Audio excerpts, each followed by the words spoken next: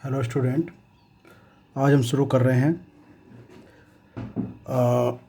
Class 10th का वास्तविक संख्याएं का प्रश्नावली 1.2। स्टूडेंट, आपको मैं पूरा का पूरा गणित कराऊंगा, सारी एक्सरसाइज कराऊंगा। आप एक एक क्वेश्चन जैसे मैं करा रहा हूँ वैसे करते जाएं, ठीक है। चलिए शुरू करते हैं 1.2। अब पहले हम ये क्वेश्चन पढ़ते हैं कि करना क्या है, ठीक है। इसमें कहता है कि निम्नलिखित संख्याओं को अभाज्य गुणनखंडों के गुणनफल के रूप में व्यक्त कीजिए। तो अभाज्य गुणनखंडों के रूप में इसको व्यक्त करना है, ठीक है। चलिए करते हैं शुरू।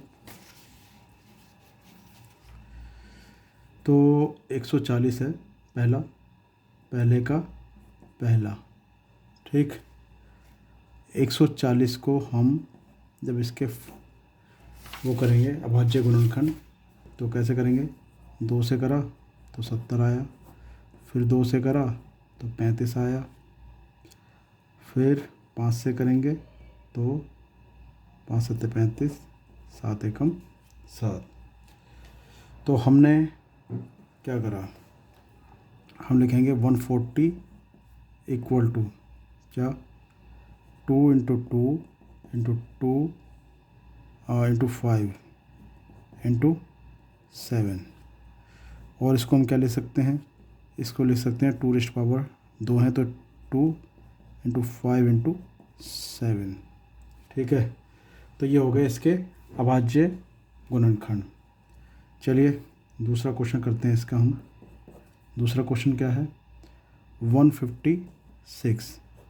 इसके जब फैक्टर करते हैं, 2 से करा तो 78 आ गया, फिर 2 से करेंगे तो ये आएगा 2 या 6 2 नहीं 18, फिर करेंगे हम तो 3 से करेंगे 13, तो 13 एकम 13, ठीक है जी। तो यहाँ 156 के हमारे पास क्या क्या फैक्टर आए हैं, 2 इंटू 2 इंटू 3 इंटू 13, ठीक है।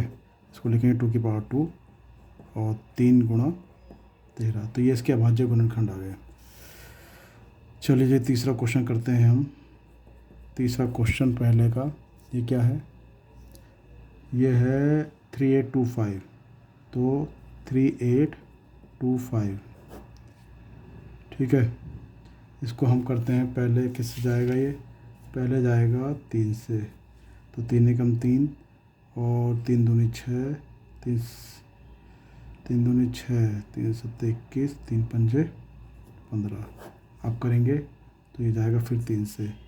3 से कैसे जाएगा कि 3 चौक 12, 3 दूनी 6, 3 पंजे 15। अब ये जाएगा 5 से, 5 से करेंगे तो 5 अठे 40 और 5 पंजे 25।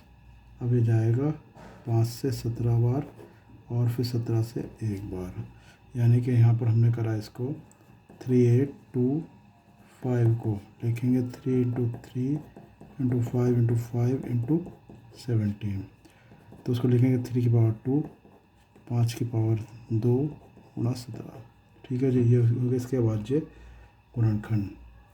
अब हम करते हैं पांचवा क्वेश्चन। पांचवा क्वेश्चन क्या है, पांचवा क्वेश्चन है 7429। इसके करते हैं तो पहले ये जाएगा 17 से, 17 चौका 68, कितने बचे 6, 17 तिया 51 और 17 सत्ते, तो अब ये जाएगा 19 से। 19 से चलते हैं तो ये 19 दूनी 38 और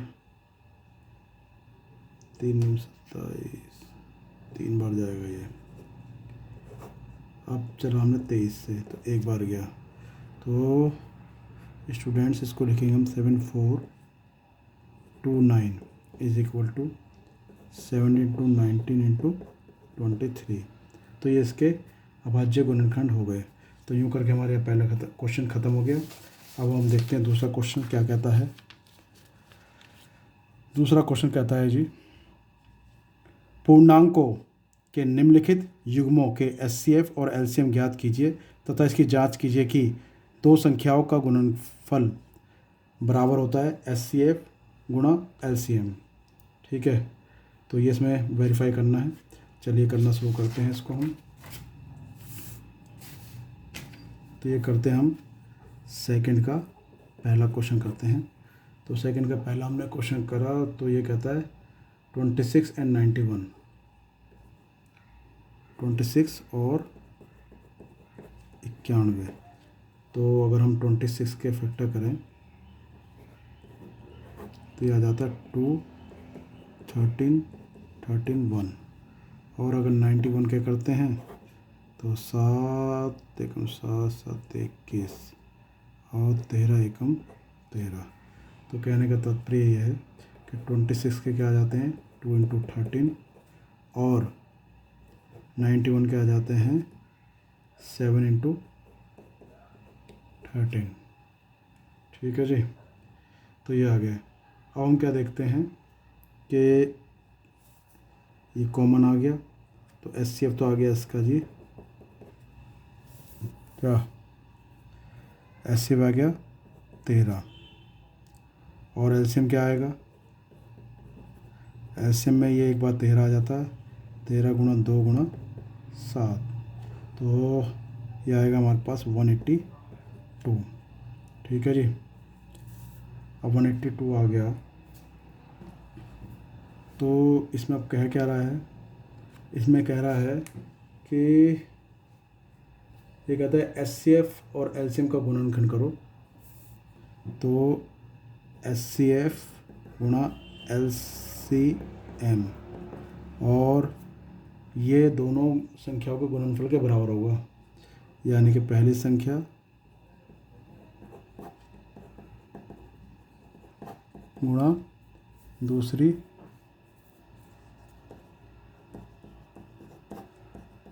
संख्या। तो पहली संख्या एचसीएफ कितना आया जी 13 और एलसीएम आया 182। ठीक है, तो अब पहली संख्या हमारी क्या थी, इसमें पहली संख्या थी जी 26 गुणा 91। ठीक है, अब अगर हम 26 गुणा 91 के अगर गुणा कर लें तो ये आएगा 2, 3 और 6, 6 और इसकी भी हम गुणा करेंगे तो ये आएगा 2, 6, 2, 3, 6, 6। तो यानी कि हम क्या देखते हैं, हम देखते हैं कि दोनों एचसीएफ और एलसीएम जो है पहली संख्या गुणा दूसरी संख्या के बराबर है, तो अतः सिद्ध हुआ। ठीक है जी, चलिए ये तो हो गया हमारा दूसरे का पहला क्वेश्चन। अब हम दूसरा क्वेश्चन करते हैं।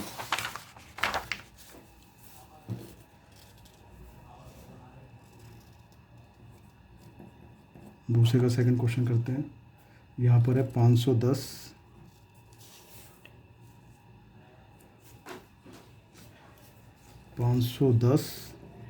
और दूसरा है 92। ठीक है, तो 510 के अगर हम करें पहले तो चलिए 510 के करते हैं। तो 2, 2 4, 2 5 10, 2 5 10, 3 से करें इसको, 3 8 24, 3 5 15, 5 से करेंगे तो 17 और 17 से करेंगे तो 1। ये तो इसके हो गए। अब 92 के और कर लेते हैं। 92 के करें हमने तो 2 से करें, 2 चौक 8, 2 छिक्का 12 और फिर करा हमने 2 2 4, 2 3 6, 23 एकम 23। तो स्टूडेंट्स हम यहाँ पर 510 के करते हैं 2 इंटू 3 इंटू 5 इंटू 17। ठीक है जी, और 92 के करें तो हमारे पास आते हैं 2 इंटू 2 इंटू 23। अब इसमें अगर हम एचसीएफ की बात करें तो एचसीएफ तो कॉमन आ गया, तो एचसीएफ कितना आ रहा है यहाँ पर 2 आ रहा है। और अगर एलसीएम की बात करें तो 2 की power 2 into 3 into 5 into 70 into 23, इसकी हम गुणा कर लेंगे। 4 तिया 12 पंजे 60, 60 की अगर इसमें करा 23 में तो 60 की 23 में करेंगे 3 6 18, 3 दूनी 6 और 1 7, और अब 17 की कर देंगे इससे, तो 0 8 7 7 8 56 7 49 और 44 49 54 0 8 7।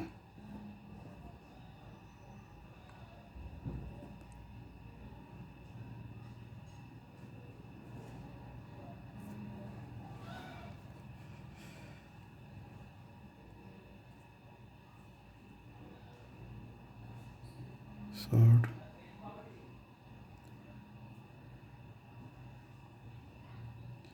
7 0 0 7 8 56 7 7 49 50 51 52 53 54, ठीक है। तो 6 8 और 4 12 का 2 से लगा 1 12,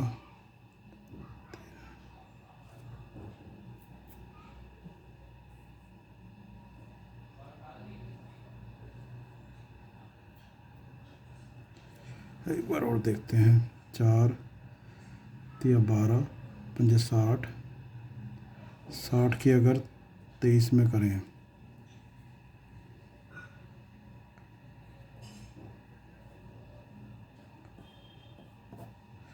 3 6 तिया 18, 6 दिन 12 और 1 13, 6 तिया 18, 6 दिन 12 1 13, तो ये आ गया।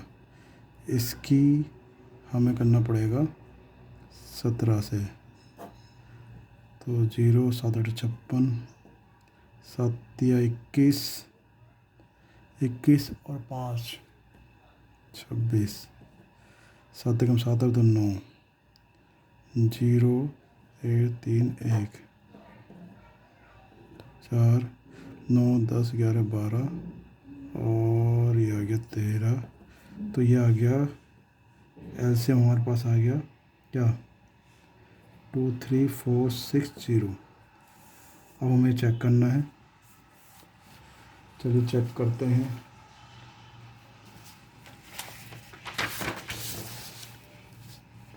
चेक करते हैं कि एलसीएम इंटू एचसीएफ क्या बराबर है पहली संख्या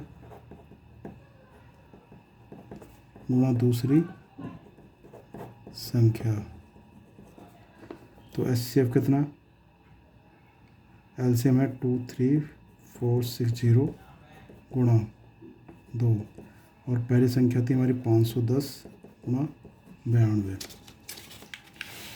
चलिए चेक करते हैं, इसके इसमें गुणा करें तो ये आती है हमारे पास 46920, और ये भी आती है 46920। तो ये LHS बराबर RHS अतः सिद्ध हुआ। ठीक है जी, ये हो गया हमारा सेकंड क्वेश्चन।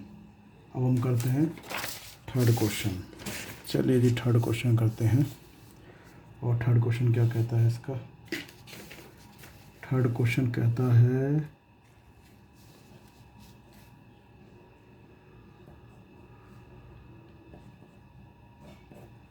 यह है जी हमारे दूसरे का थर्ड। इसमें 336 और 54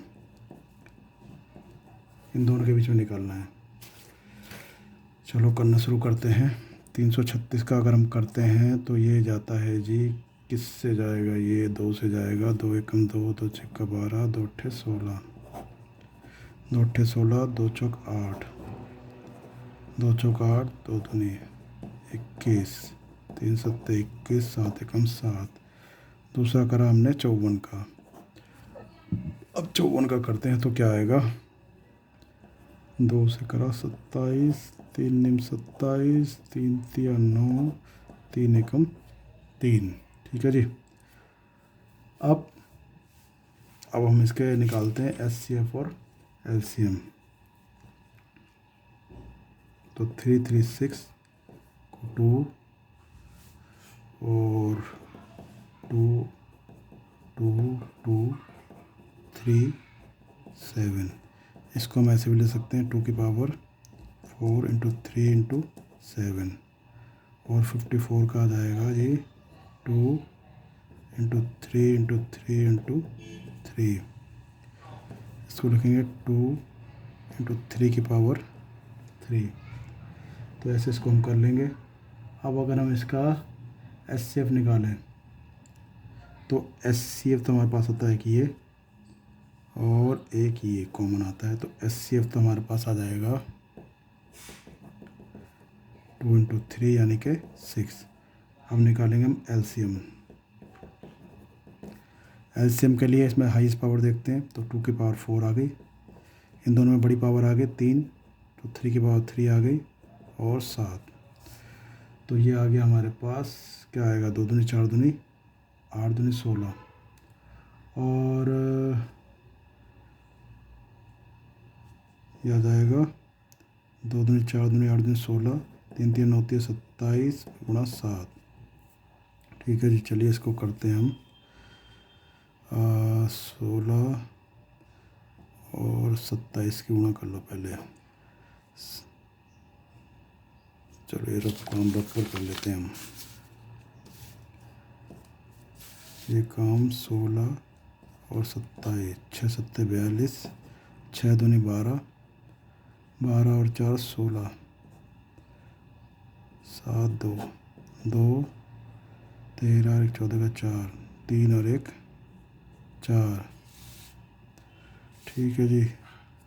और अब इसकी में करनी है 7 से, 7 दूनी 14 का 4, 7 चौक 28, 28 और 1 29 का 9, 7 चौक 28 और 30।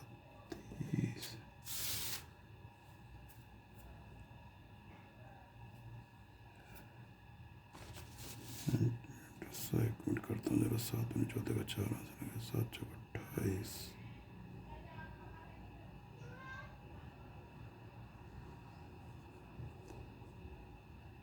6 7 42, 6 दूनी 12 और 4 18,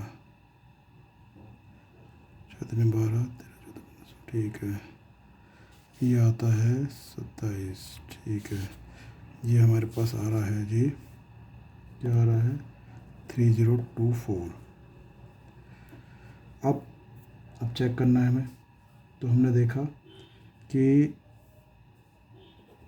हमें चेक करना है SCF into LCM is equal to पहला नंबर, पहली संख्या गुणा दूसरी संख्या। तो हमें देखते हैं कि SCF तो हमारे पास है 6 गुणा LCM, ये है 3024। ठीक है जी। और पहली संख्या थी हमारे पास 3 3 6 और 54। अब इसकी अगर गुणा करते हैं तो हमारे पास आता है 18144, और इसकी भी गुणा करेंगे तो 18144। तो LHS बराबर आ रहा है अतः सत्यापित हुआ। ठीक है जी। यूँ करके हमारे तीसरा क्वेश्चन ख़त्म हो गया।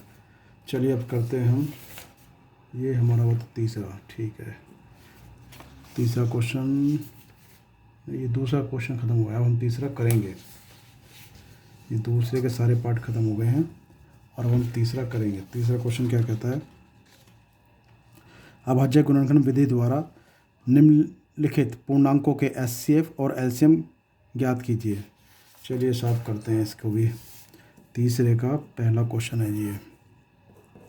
ठीक है, तो 12 15 और 21, 12 15 और 21। ठीक है, तो अगर 12 के फैक्टराइजेशन करें तो हमारे पास आता है 2 गुणा 2 गुणा 3। इसको हम ऐसे भी लिख सकते हैं 2 की पावर 2 गुणा 3। और अगर हम करें 21 के या 15 के, 15 के करें तो क्या आएगा, 5 3 15 आएगा सिर्फ, यानी कि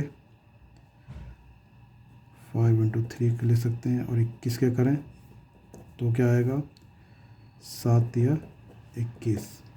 ठीक है जी। अब इसमें हमें निकालना सिर्फ यह है कि एलसीएम एंड एचसीएफ निकालना है। तो सबसे पहले अगर हम एचसीएफ की बात करें तो एचसीएफ कितना आता है जी, 3 कॉमन है।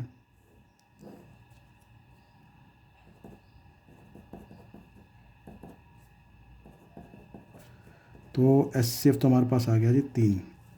और अब हम निकालेंगे एलसीएम।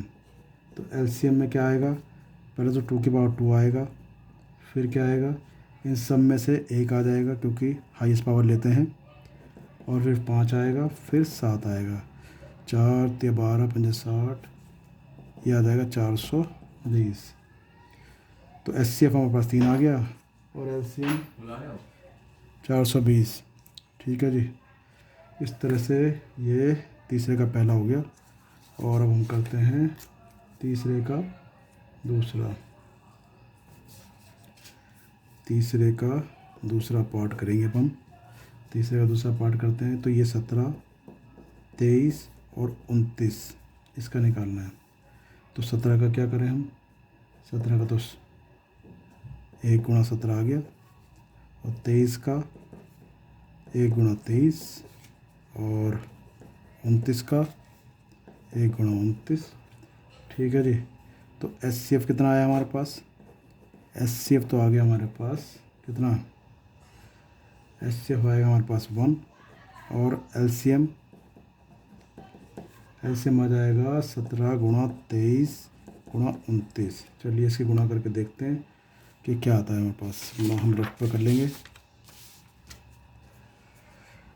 तो 17 और 23 की गुणा करते हैं हम, 3 7 21, और 3 दूनी 6, 3 एकम 3, 4 5, 2 7 14, 2 एकम 2 और 1 3, 34। तो 1 9 3।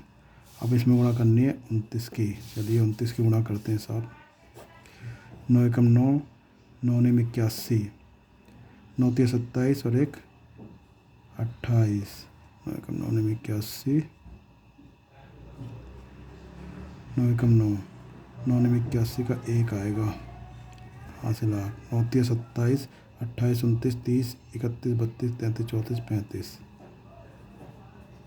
ये आ गया। 2 एकम 2, 2 निम 18, 2 3 6 और 1 7। तो 9 3 8 और 5 13 का 3, हाथ से लगा 1, 10 और 1 11। चलिए चेक करते हैं आंसर। जी आंसर बिल्कुल करेक्ट है हमारे पास, ये आया 11339। तो इसका एचसीएफ आ गया, इसका एलसीएम आ गया। अब इसका थर्ड पार्ट और बचा है। चलो ये थर्ड पार्ट भी करते हैं हम। थर्ड पार्ट करते हैं।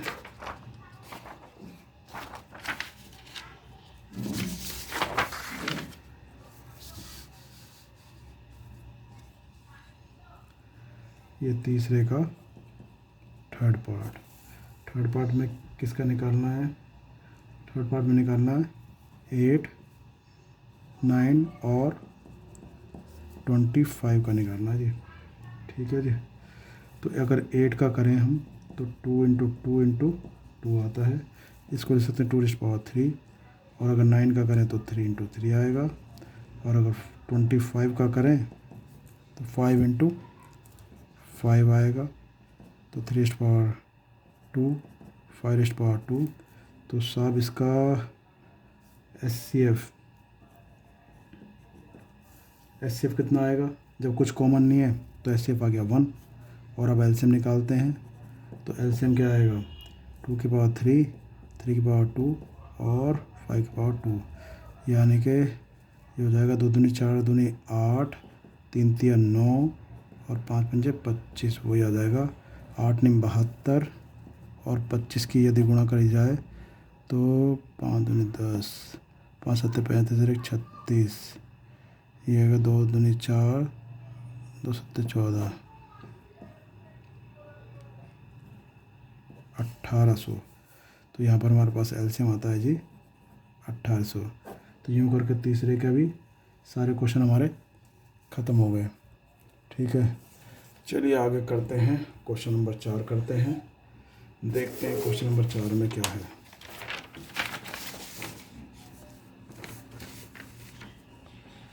क्वेश्चन नंबर 4 की ओर बढ़ते हैं और देखते हैं क्वेश्चन नंबर 4 क्या कहता है। एक बार पढ़ लेते हैं। क्वेश्चन नंबर 4 कहता है कि इसका SCF 306 और 675 बराबर 9 दिया है और LCM इसका ज्ञात करना है। ठीक है, हमें पता है कि हमें एक चीज़ पता है, क्या है कि SCF गुणा LCM बराबर पहली संख्या गुणा दूसरी संख्या। ये फार्मूला हमें पता है और इसी फार्मूले का यूज़ करते हैं।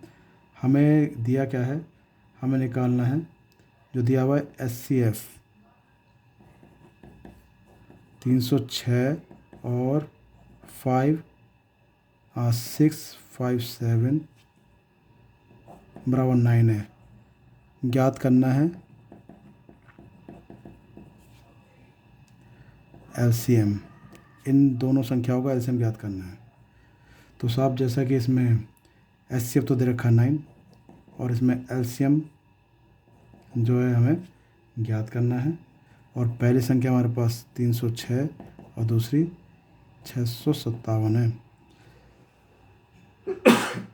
अच्छा, चलिए करना शुरू करते हैं।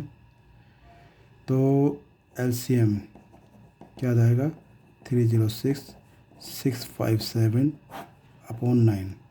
ठीक है जी, और इसको अब हम डिवाइड करेंगे तो 963 बचे दे 927 और इसकी अगर गुणा कर ली जाए तो 306 और 73, 3 6 18, 3 3 9,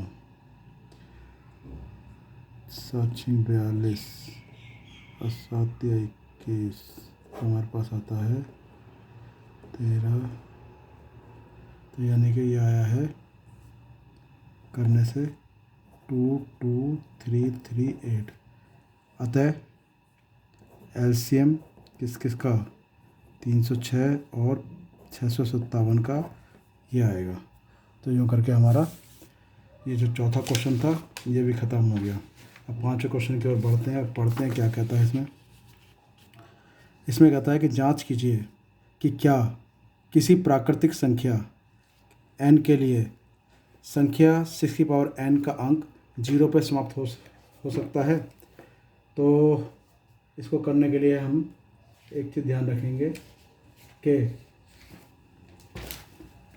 चलिए करते हैं इसको, एक बार और पढ़ सकते हैं।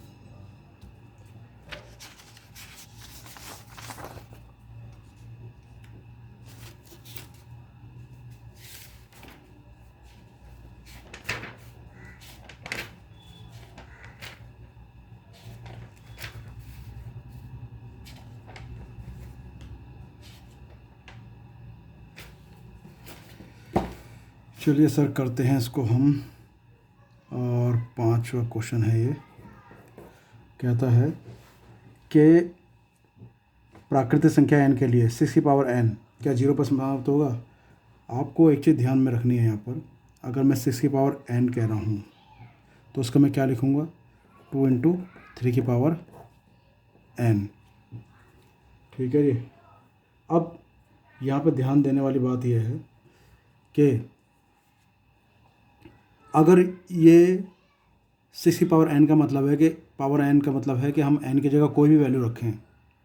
सपोज n की जगह मैं 2 रखूं तो क्या आएगा 36। क्या ये 0 पर एंड हो रहा है? नहीं साहब, ये 0 पर एंड नहीं हो रहा। 6 की पावर अगर 3 पे रखें तो ये आएगा 216। क्या ये 0 पे एंड हो रहा है? नहीं।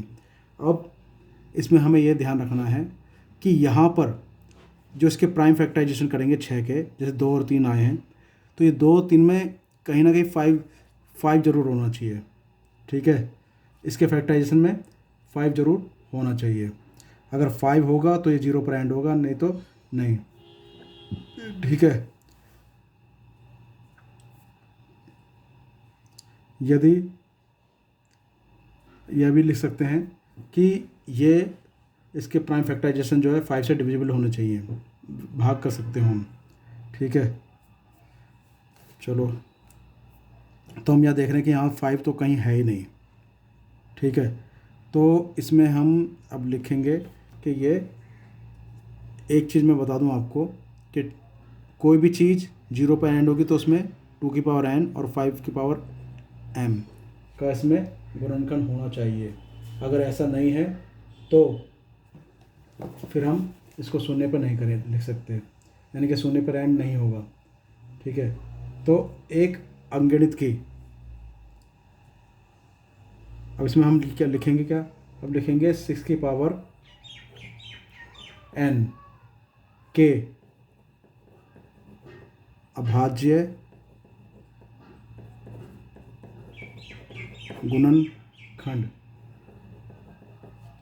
में 2 और 5 अभाज्य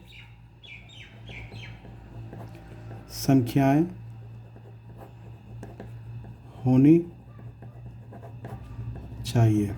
2 और 5 तो यहाँ पर होना बहुत ज़रूरी है। अगर हम चाहते हैं कि यहाँ पर लास्ट में 0 आए तो 2 और 5 तो आना यहाँ पर ज़रूरी है। ठीक है, लेकिन यहाँ 2 और 5 तो है नहीं, तो अब हम क्या लिखेंगे कि अंकगणित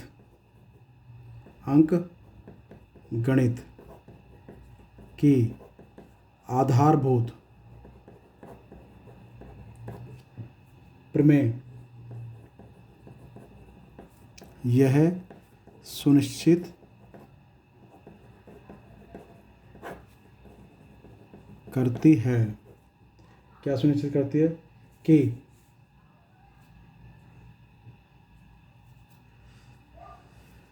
क्या सुनिश्चित करती है कि 6 की पावर n के गुणनखंड में 5 अभाज्य गुणनखंड नहीं है।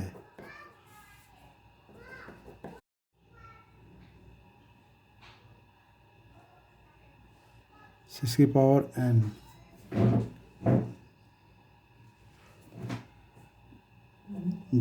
का शून्य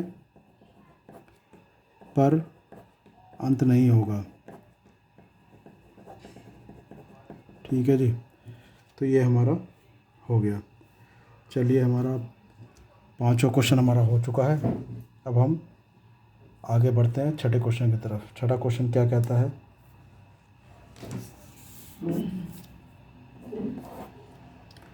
छठा क्वेश्चन कहता है, व्याख्या कीजिए कि ये 7 × 11 × 13 + 13 और ये जो दूसरा दे रखा है ये भाज्य संख्या क्यों है, क्यों भाज्य संख्या है। देखो, आपको इसके लिए आपको 2 चीज़ें पता होनी चाहिए। एक तो अभाज्य संख्याएं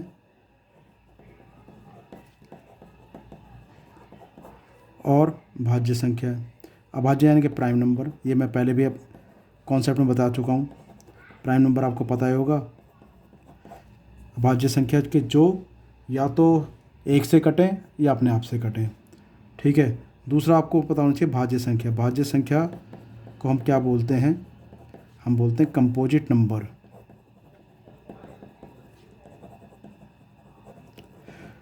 तो भाज्य संख्या वो हैं जो किसी भी संख्या से और दूसरी संख्या से भी कट सकती हूँ। जैसे 8 है, 2 से भी कटेगा, 4 से भी कटेगा, तो ये एक भाज्य संख्या होगी।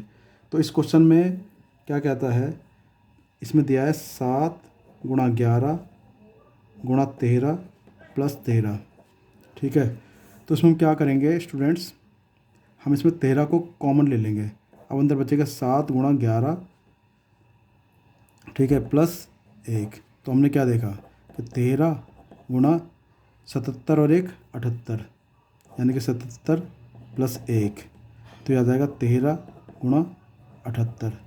अब हम देख रहे हैं कि 78 तो कई चीज़ों से कर सकता है, तो इसलिए ये क्या होगा, ये एक क्या कहता है इसमें, भाज्य संख्या है। अतः यह एक भाज्य संख्या है। दूसरा इसका क्वेश्चन करते हैं।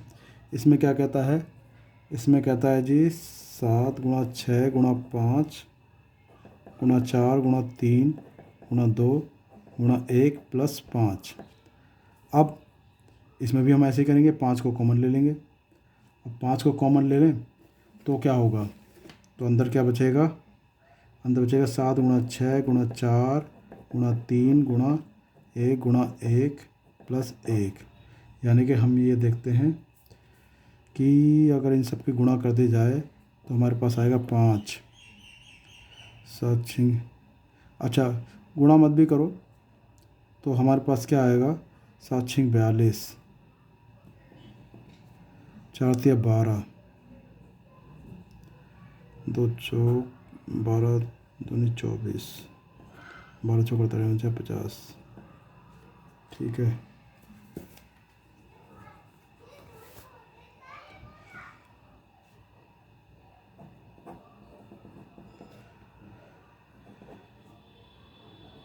तो हम क्या देख रहे हैं यहाँ पर, ये और दूसरी चीज़ों से भी कर सकता है, अपने आप के अलावा 5 और 1 से तो कट ही रहा है, ठीक है। तो ये भी एक भाज्य संख्या है। अतः 43,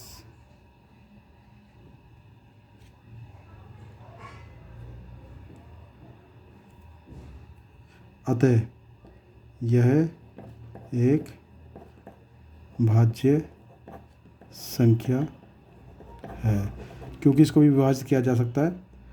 ये तो प्राइम नंबर तो है नहीं, ये एक भाज्य संख्या है। तो इस तरह से हमारा ये छठा क्वेश्चन भी ख़त्म हो गया। अब हम 7वें क्वेश्चन की तरफ चलते हैं और इसको करते हैं। 7वां क्वेश्चन क्या कहता है जी, किसी खेल के मैदान के चारों ओर वृत्ताकार पथ है, ठीक है। तो चारों ओर वृत्ताकार पथ है। अब इस मैदान का एक चक्कर लगाने में सोनिया को 18 मिनट लग रहे हैं, जबकि इस मैदान का एक चक्कर लगाने में रवि को 12 मिनट का समय लगता है। मान लीजिए कि दोनों एक साथ एक ही स्थान पर एक ही समय पर चलना प्रारंभ करते हैं, तो एक ही दिशा में चलते हैं। कितने समय बाद वो पुनः प्रारंभिक स्थान पर मिलेंगे। चलिए जी, इस क्वेश्चन को करना शुरू करते हैं हम।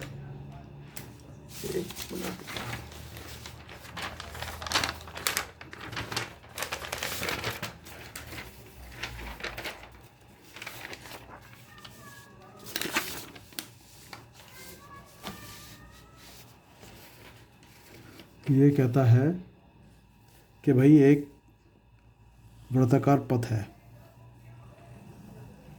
ठीक है, और इस पथ से ये जो है भागना शुरू करते हैं। 2 हैं, एक तो है, 1 मिनट जरा, यहाँ पर एक है जी सोनिया और एक है रवि। यहाँ इस पॉइंट से भागना शुरू करते हैं। तो सोनिया भाग रही है तो 18 मिनट ले रही है, ठीक है, 18 मिनट, और यहीं से रवि भाग रहा है तो लेता है 12 मिनट, ठीक है। और दोनों एक ही दिशा में भागना शुरू करते हैं। तो अगर ये भागेगा ऐसे तो ये पहले पहुंच जाएगी 18 मिनट में, ये रवि 12 मिनट में पहुंच जाएगा, ठीक है। पहले रवि पहुंच जाएगा, सोनिया बाद में पहुंचेगी। तो ऐसे भागते रहेंगे तो कोई एक पॉइंट ऐसा आएगा, फिर ये दोबारा इसी पॉइंट में मिलेंगे, तो वो निकालना है। तो कहता है कि दोनों एक ही समय पर चलना प्रारंभ करते हैं, एक ही दिशा में, कितने समय बाद पुणे। तो इसका हमें क्या निकालना पड़ेगा, इसका हमें निकालना पड़ेगा LCM। तो यह है हमारा क्वेश्चन नंबर 6। तो LCM निकालना पड़ेगा 18 और 12 का। चलिए निकालते हैं जी। 18 का करा हमने, तो 2 9 18, 3 तिया 9, 3 एकम 3। और हमने 12 का करा तो 2 6 का 12, 2 तिया 6, 3 एकम 3। तो हमें निकालना है एलसीएम। तो 18 का क्या आया, 2 गुणा 3 की पावर 2, और 12 का आया 2 की पावर 2 गुणा 3। तो एलसीएम निकालते हैं हम। तो एलसीएम क्या आ जाएगा, 2 की पावर 2 और 3 की पावर 2, 4 गुणा 9, 36। तो हम क्या देखते हैं, अतः सोनिया और रवि 36 मिनट पश्चात पुनः दोबारा मिलेंगे। तो स्टूडेंट्स, यूँ करके हमारी ये एक्सरसाइज नंबर 1.2 पूरी तरह से ख़त्म हो गई। चलिए, थैंक यू।